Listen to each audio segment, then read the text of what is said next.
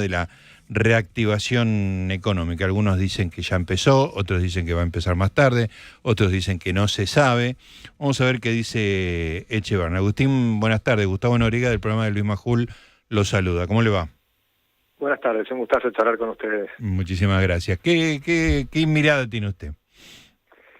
Bueno, lo que venía diciendo me parece que está en línea con lo que está ocurriendo, ¿no? O sea, la inflación viene bajando del 25% al 8,8% en abril, pero también nosotros tenemos una proyección para mayo que nos da que va a estar probablemente en 5 o un poquito por debajo de 5%. O sea que está efectivamente bajando, pero por supuesto del otro lado, la contracara es que la recesión ha sido muy profunda y probablemente hemos tocado el piso, pero la recuperación se está dando por ahora en algunos sectores y no en todos.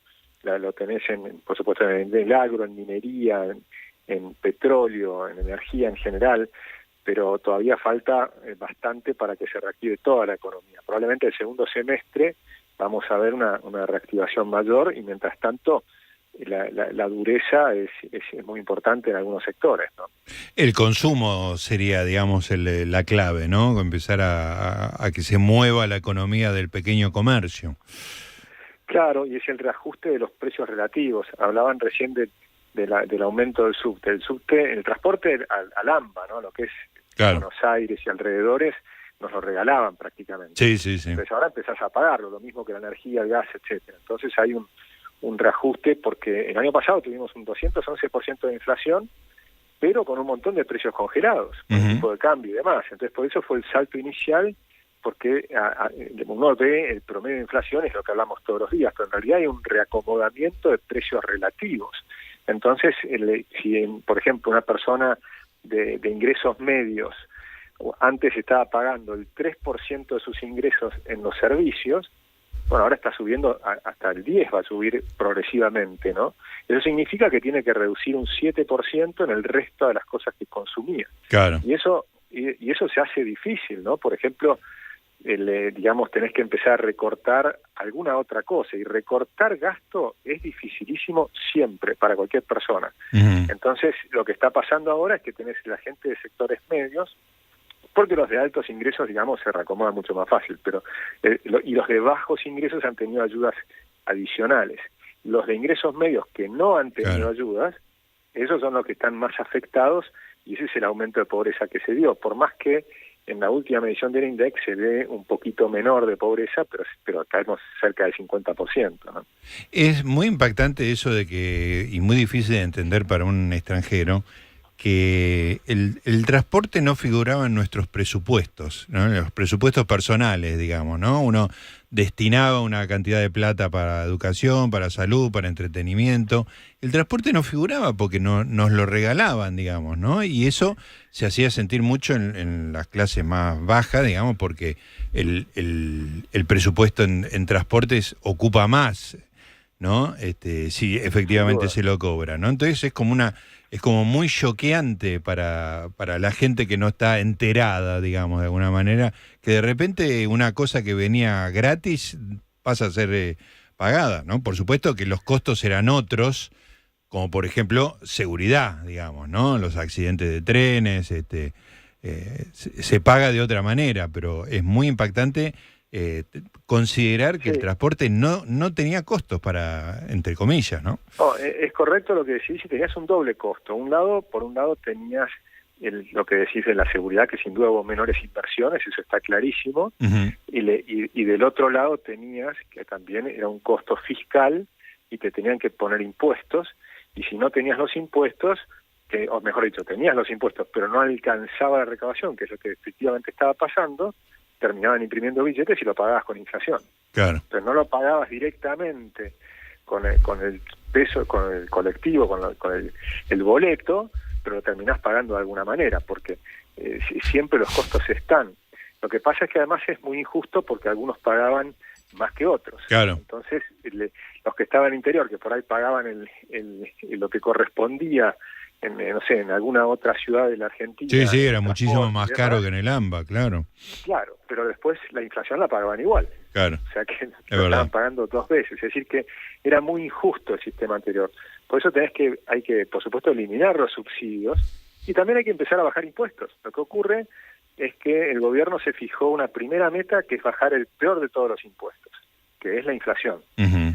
Y es la inflación el peor impuesto porque es el que más le pega a las personas que no pueden defenderse, al asalariado y sobre todo al asalariado en el trabajo no registrado, el trabajo informal en negro, que si te fijas son los que más han caído en los últimos, desde el año 2011 para acá, claro. Los que más han caído son ese sector, y por eso es el aumento de la pobreza también. Entonces ese es el peor impuesto, ese había que eliminarlo, y ese te diría que es el principal tema que se ha puesto en la cabeza el presidente Milei. Ahora después falta bajar todos los demás impuestos, que son una cantidad enorme, y empezando por los más injustos y los que distorsionan más la economía. Y en ese sentido, esta semana el presidente dio como un listado de cuáles son los próximos más importantes, que va a ser el impuesto país cuando salgamos del cepo, claro. Una vez que termine la reestructuración del Banco Central o la recomposición del Banco Central, porque lo dejaron destruido. Uh-huh. Una vez que terminen eso, salís del cepo y tienen que eliminar el impuesto país, pero que equivale al 7% de recaudación. Sí, hay que recomponerlo eso también, claro. Y eso se recompone con la reactivación de la economía y con la ley bases. Claro. O sea, la mezcla de esas dos cosas es muy importante. Y después las retenciones al campo, que en mi opinión, si bajas las retenciones aumenta la recaudación. Lo que pasa es que tenés un bache claro, que claro. te va a dar durante un año o algo por el estilo. Y después habla del impuesto al cheque. Y no habló, pero es fundamental, lo que pasa es que no le corresponde al presidente, sino a los gobernadores, los ingresos brutos, porque esos son impuestos en cascada que te van aumentando los precios. Ya vas al supermercado y una cosa que van a hacer la ley base, que está muy buena, es que van a poner que en el ticket te muestren cuánto estás pagando por el yogur, por la leche, por el pan, y cuánto por impuestos. Te están cobrando de impuestos. Claro. Y ahí la gente se va a empezar a dar cuenta que eso que te están haciendo es una brutal exacción de tus ingresos. Por más cualquiera sean tus ingresos, cuando vas al supermercado, lo que te sacan de impuestos es impresionante. Agustín, esta baja de la inflación, ¿tiene un piso? O sea, uno puede imaginar que va a seguir esta velocidad hasta alcanzar valores civilizados, o que se va a estabilizar asintóticamente en 4 o 2 o lo que sea. Me parece que va a ser más lo que estás diciendo, ¿no? Que vas a tener que la siguiente etapa va a ser más difícil. Claro. Bajarlo de 5 tal vez a 3%, puede llegar hasta 3% mensual, por ejemplo. Pero el último escalón es bajarlo del 3% a 0, algo. Claro. Ese último escalón requiere haber terminado todo el proceso de ajuste del Banco Central, uh-huh, y que haya salido del cepo cambiario. Entonces vos tenés que dejar de emitir por el Tesoro, que ya lo están haciendo, ya no emiten más para enviarle plata al Tesoro, pero siguen emitiendo para pagar los intereses de la deuda del Banco Central. Los han bajado fuerte porque antes el gobierno anterior pagaba 282% de tasa de interés sobre esa deuda a los bancos, y el gobierno actual lo ha bajado a 49%, es decir, que bajó muchísimo, pero 49% sigue siendo una tasa muy alta. Claro.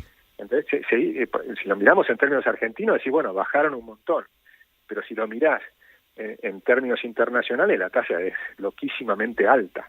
Entonces, ese proceso tiene que continuar, y por eso es digamos, el objetivo del déficit cero tiene que continuar durante mucho tiempo. Uh-huh. Debería ser un objetivo permanente, ¿no? De dejar de endeudarnos. Imagínate por un instante, sí, si todos los gobiernos anteriores no hubieran tenido déficit. ¿Qué hubiera pasado? Jamás hubiéramos tenido deuda. Claro. De hecho, Argentina era acreedora. En la época de Perón, del primer gobierno de Perón, sí, sí, Argentina era acreedora. Nosotros recibíamos intereses que nos pagaban nuestros deudores, claro, de Inglaterra y otros países. Bueno, ese es lo que deberías tener. Un país rico que crece bien, que funciona bien, es acreedor, no es deudor. Claro, claro. Entonces podrías estar perfectamente, sobre todo un país que tiene la riqueza de la Argentina. Bueno, ese es el objetivo final, pero va a llevar años. Va a llevar años. Agustín Echevarne, muchísimas gracias por esta conversación, Agustín. Igualmente, un abrazo.